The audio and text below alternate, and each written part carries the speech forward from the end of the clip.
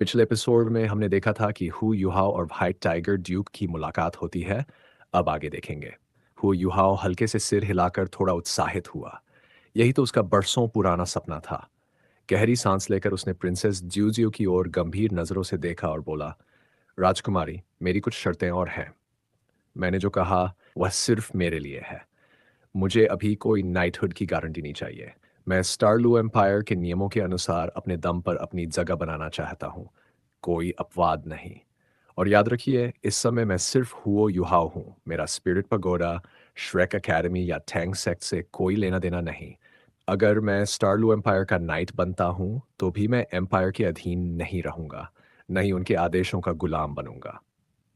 अगर आपको ये स्वीकार है तो मैं ये योगदान और प्रस्ताव मान लूंगा, वरना मैं पीछे हटना पसंद करूंगा। उसकी ये शर्तें सुनकर सब हैरान रह गए। क्या मतलब? वो तो मेरिट्स और नाइटहुड चाहता है, लेकिन सेवाएं अपनी मर्जी से देगा। तो फिर इसमें उसके लिए मायने क्या है? प्रिंसेस जियो जियो ने भौहें सिकोड़ी और पूछा, यूहाओ, क्या मैं पूछ सकती हूँ कि ये सब क्यों?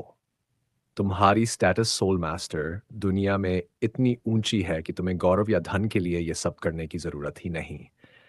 फिर स्टारलू एम्पायर ही क्यों चुना? हु युहाओ शांत स्वर में बोला, क्योंकि मैं स्टारलू एम्पायर से हूँ। ये सुनते ही सभी सोल मास्टर्स के चेहरे नरम हो गए।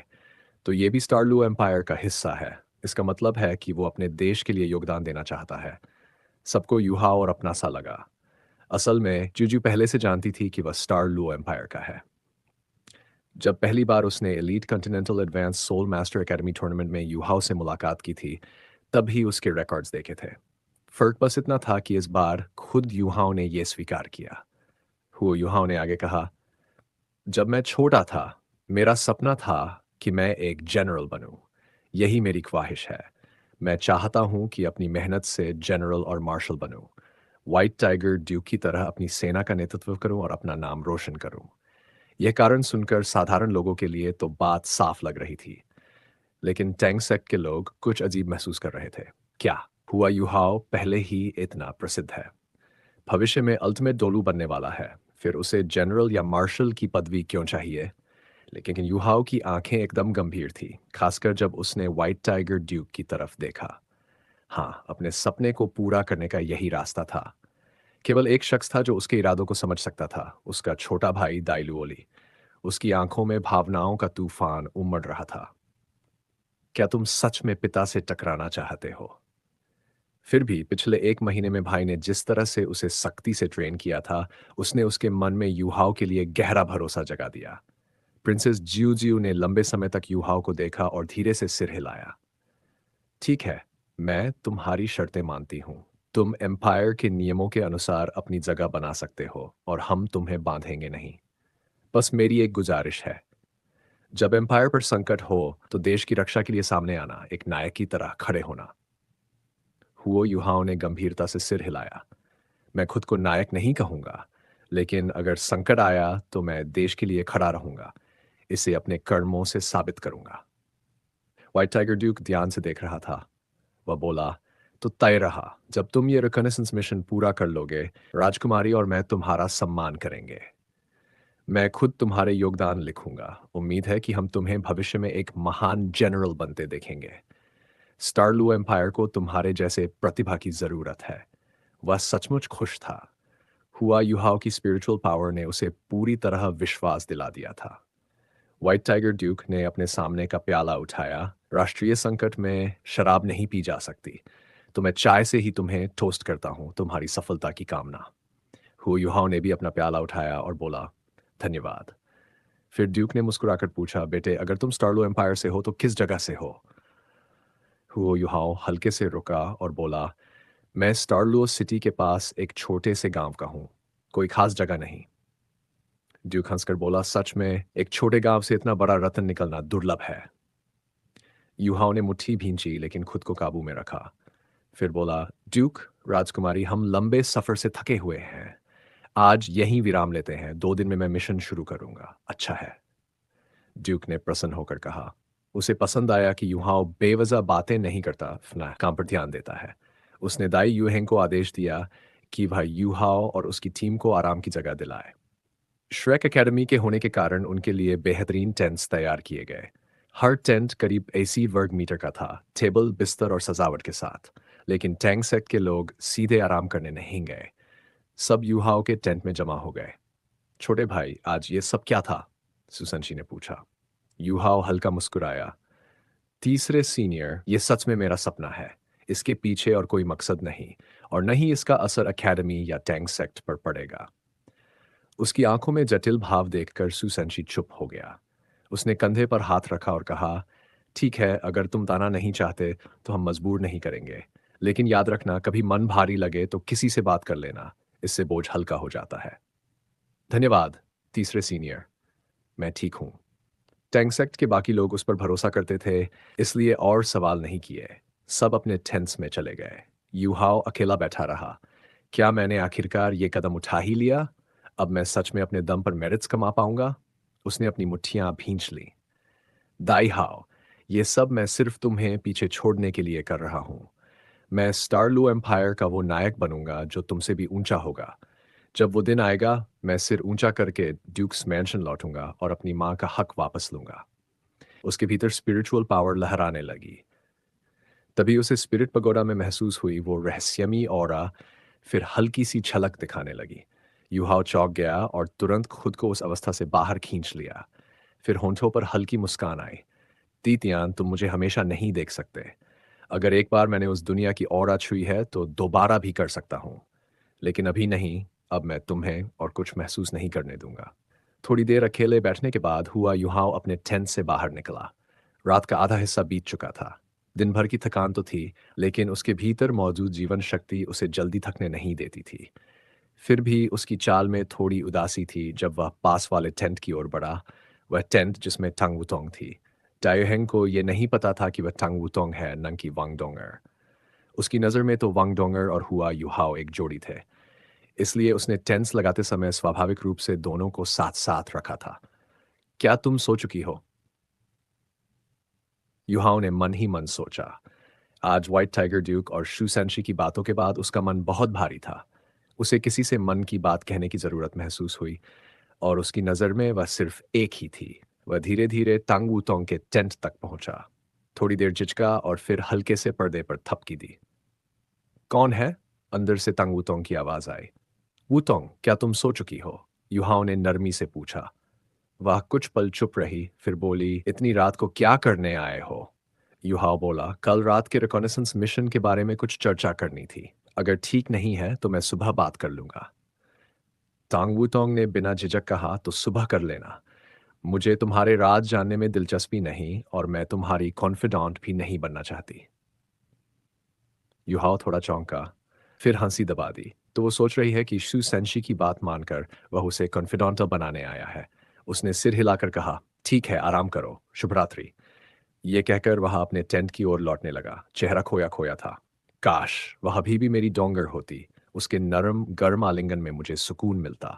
मेरी डोंगर, तुम कब लौटोगी? सोचते सोचते अचानक उसके मन में सवाल उठा, लेकिन क्यों मुझे तंग वूतोंग के भीतर सिर्फ डोंगर ही नहीं बल्कि चिड़ की उपस्थिति भी महसूस होती है? तभी अचानक आवाज आई। उसने पलट कर देखा। अब एक सफेद लंबा गाउन पहने अपने टेंट के सामने खड़ी थी। आज की चांदनी बेहद खूबसूरत थी। चांद की उजली रोशनी में उसका चेहरा शांत और सौम्य लग रहा था। उसकी गुलाबी नीली बाल और आंखें उस दृश्य को और भी मोहक बना रहे थे। तंगुतुंग ने शांत स्वर में कहा, तुम्हारे बेक्ड बन के एहसान पर तुम्हें बोलने का मौका देती हूँ, लेकिन सिर्फ उतनी देर जितनी देर में एक अगरबत्ती जलेगी। युहाओ को मालूम था कि उसने गलतफहमी पाल ली है, लेकिन फिर भी वह तुरंत उसके पास गया। इतना पास मत आओ। तांगुतोंग ने हाथ उठाकर चेतावनी दी।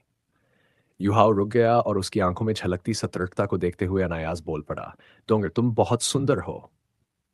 तांगुतोंग कुछ पल के लिए सन्न रह गई, फिर भौहें चढ़ाकर गुस्से में बोली, कौन है तुम्हारी डोंगर? हम्फ, और मुड़कर टेंट में जाने लगी। तभी युहाओ ने छत से उसका हाथ पकड़ लिया। माफ करना, मैंने गलत कहा, शायद मैं उसे बहुत याद कर रहा हूं। तांगुतोंग ठंडी नजर से बोली, छोड़ो। उसकी आंखों की ठंडी झलक ने युहाओ को चौंका दिया, बिल्कुल उसी तरह जैसे उसने पहली बार वांग चुर को देखा था। अब उसके मन में दो नाम घूम रहे थे, डोंगर चूअर, डोंगर चूअर। उसकी शक्ल डोंगर जैसी है, लेकिन उसका ठंडा व्यवहार चूअर जैसा। युहाओं ने धीरे से उसका हाथ छोड़ दिया और बोला, माफ करना, मैंने तुम्हें गलत समझ लिया। तुम मेरी प्रेमिका जैसी दिखती हो, इसलिए। तांगवुतोंग ने ठंडे स्वर में कहा, कोई जरूरत नहीं समझाने की। मैंने ऐसे शब्द पहले भी बहुत बार सुने हैं।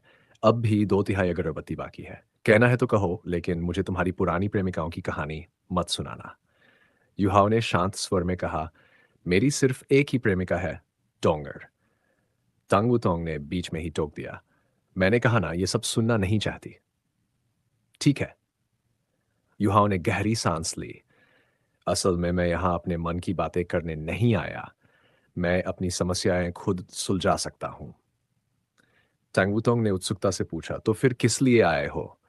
युहाओ गंभीरता से बोला, वुतोंग, जब मैंने तुम्हें पहली बार देखा, तभी मुझे लगा कि तुम्हारा सोल पावर मेरे सोल पावर के बहुत करीब है। मुझे लगता है कि हमारे मार्शल सोल्स आपस में फ्यूज हो सकते हैं।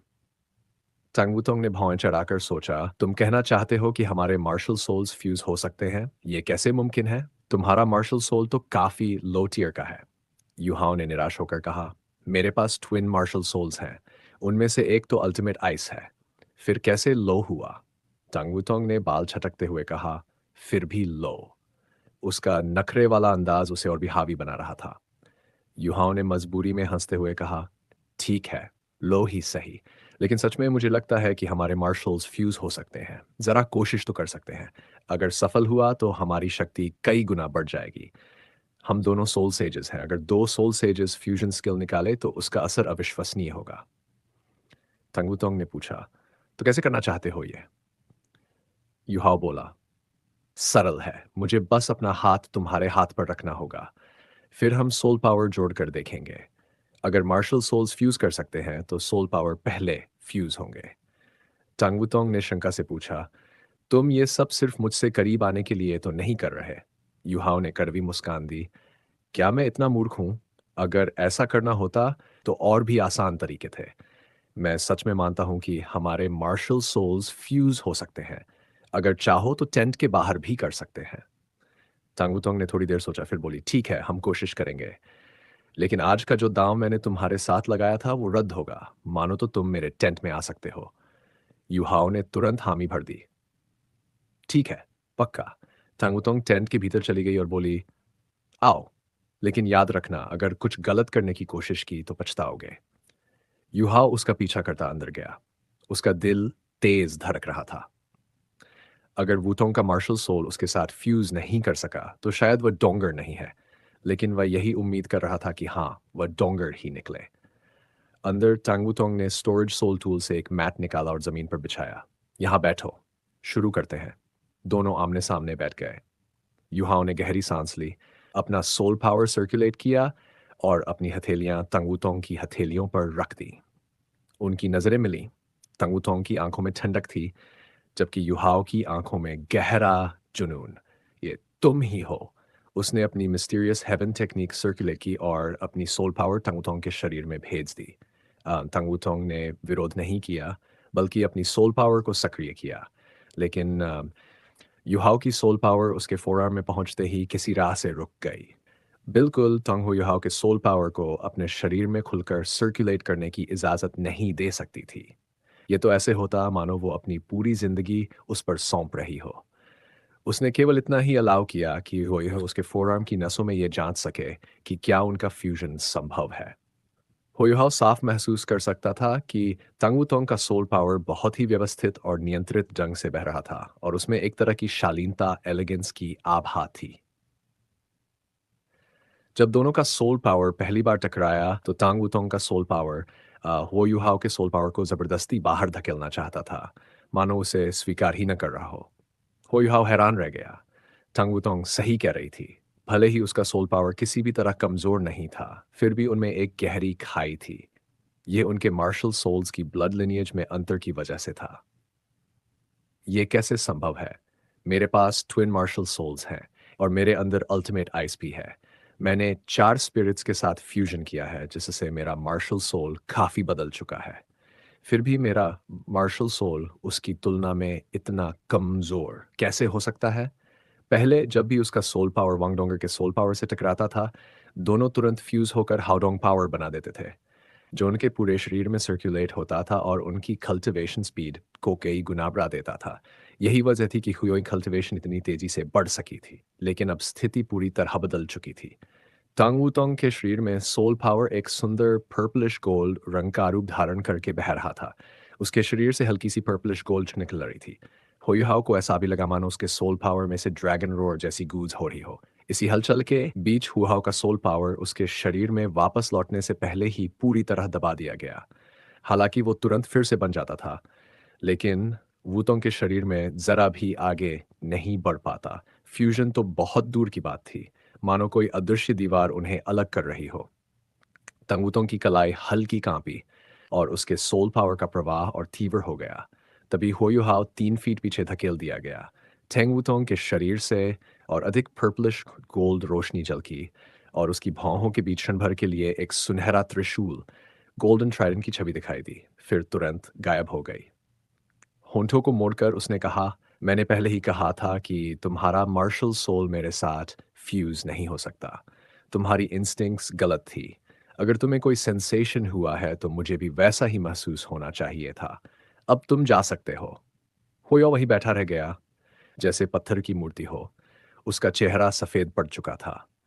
धीरे धीरे उसने अपने हाथ नीचे किए और उठ खड़ा हुआ। जब वो तंबू का पर्दा हटाकर बाहर निकला तो लड़खड़ा गया और लगभग गिरी पड़ा। उसके कदम डगमगा रहे थे, पर उसने एक शब्द भी तांग वूतोंग से नहीं कहा। हतप्रभ रह गई। उसे लगा जैसे दिल में कहीं हल्की सी कसक उठी हो। क्या मैं उसके लिए हार्ट ब्रोकन महसूस कर रही हूं? ये कैसे संभव है? हमारी मार्शल सोल्स कंपैटिबल नहीं है, बस। फिर वो ऐसा क्यों दिख रहा था जैसे उसने अपनी पत्नी खो दी हो? पर हुएहाओ के लिए सचमुच वैसा ही था, क्योंकि जब उनकी मार्शल सोल्स फ्यूज नहीं हो सकी, तो उसे ऐसा महसूस हुआ मानो डोंगर हमेशा के लिए खो गई हो। वूटोंग वूटोंग डोंगर नहीं है, वूटोंगडो नहीं है। ये विचार उसके मन में बार बार गूंजता रहा। उसका पूरा अस्तित्व खोखला हो चुका था। वो किसी तरह अपने तंबू में लौटा और बिस्तर पर लेट गया। उसे नहीं पता चला कब नींद आ गई, बस इतना महसूस हुआ मानो उसकी जीवन ऊर्जा ही निचुट गई हो। हुओयुहाओ के जाने के बाद तंगवुतोंग ने भी अपनी चटाई समेटी और बड़बड़ाई। ये लड़का सचमुच अजीब है। मार्शल सोल फ्यूजन का सफल होना लगभग असंभव होता है। इसमें इतना उदास होने की क्या जरूरत है? फिर भी उसका हाल तो बहुत ही बुरा लग रहा था। वो बिस्तर पर बैठकर मेडिटेशन करने लगी। अगली सुबह तंगुतोंग ने खिंचाव लिया, ताजगी से भरी हुई थी। तंबू का पर्दा हटाकर ताजी हवा अंदर आने दी। अनायास उसकी नजर युहाओ के तंबू पर गई। उसे पिछली रात का उसका चेहरा याद आ गया। उसी वक्त युहाओ ने भी अपना पर्दा हटाया और बाहर आया। तंगुतोंग ने जल्दी से नजरें फेर लीं। युहाओ सामान्य दिख रहा था। उसने मुस्कुराकर कहा, गुड मॉर्निंग। तंगुतोंग ने भी सहजता से कहा, गुड मॉर्निंग। वो कैंटीन की ओर चला गया। तंगुतोंग को लगा कि युहाओ पहले जैसा नहीं रहा। अब उसकी आंखों में वह पुरानी कोमलता नहीं थी, बल्कि दूरी ए नेशन झलक रही थी। युहाओ अकेले बैठकर चुपचाप खा रहा था। उसके मन में सारी रात बस एक ही विचार घूमता रहा, वो डोंगर नहीं है। डोंगर, तुम कहाँ हो?